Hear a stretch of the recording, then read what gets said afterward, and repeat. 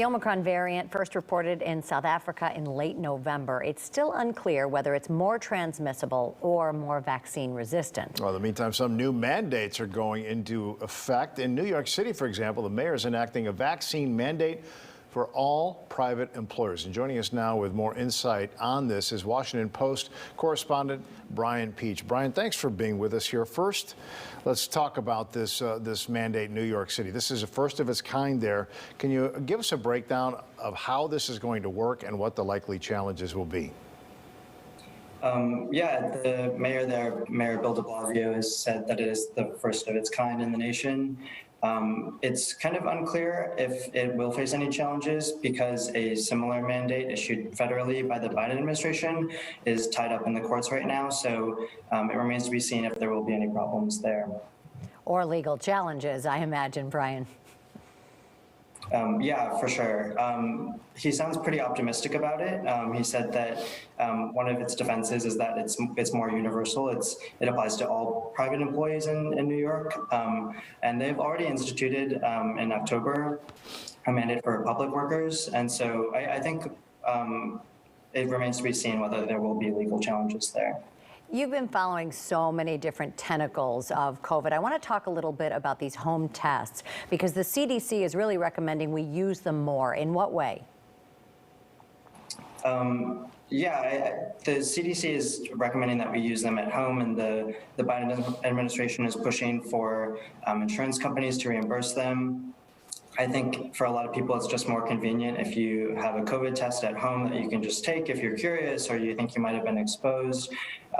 There were a lot of long lines last winter for people trying to get COVID tests, and I think they're just trying to put out all that they can to make sure that people are keeping tabs on COVID. And of course, for the holidays, they're saying test before you see your family and friends.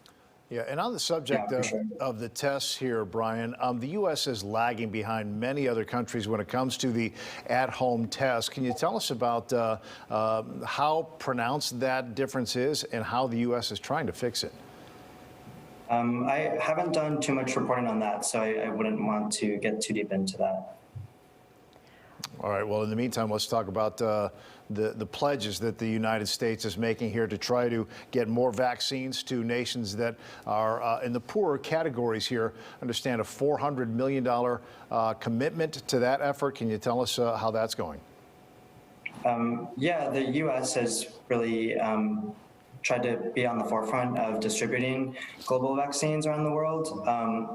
The Biden administration has said, that they've donated more vaccine doses to poorer, lower middle income countries than all other countries combined. I think something that we're getting into now, which experts are saying, is it's becoming not just about donating the vaccines, but also about making sure that those countries have the infrastructure to distribute them and actually get shots in arms. And so the Biden administration has faced a lot of pressure on this because what scientists have been saying is when you leave large sections of the world unvaccinated, you get these variants maybe like Omicron. Let's talk about vaccination levels across the country in the United States. Yeah, sure. I think the U.S. is still lagging a lot behind a lot of other countries. I'm based in South Korea, and we have extremely high vaccine rates here. Singapore has extremely high vaccination rates. And, you would think a year into so far into the pandemic, with all these vaccines, I think the Biden administration had higher hopes that maybe we would be getting it higher up. And so you have these things like the mandate in New York City trying to get more people to just go and get vaccinated.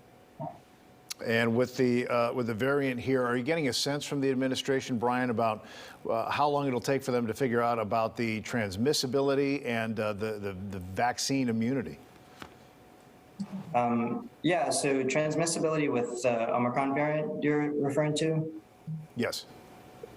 Yeah, so Dr. Anthony Fauci has said, the president's chief medical advisor, he's been saying that it will be a few weeks before we know. There is some initial evidence coming out of Southern Africa that it is more transmissible, but we don't quite know yet how severe it is, which is also a really important part of that. Yeah, there's a lot of unvaccinated people there as well, and so they think that might be the reason why it's spreading so quickly. Brian Peach, thank you so much. Thanks.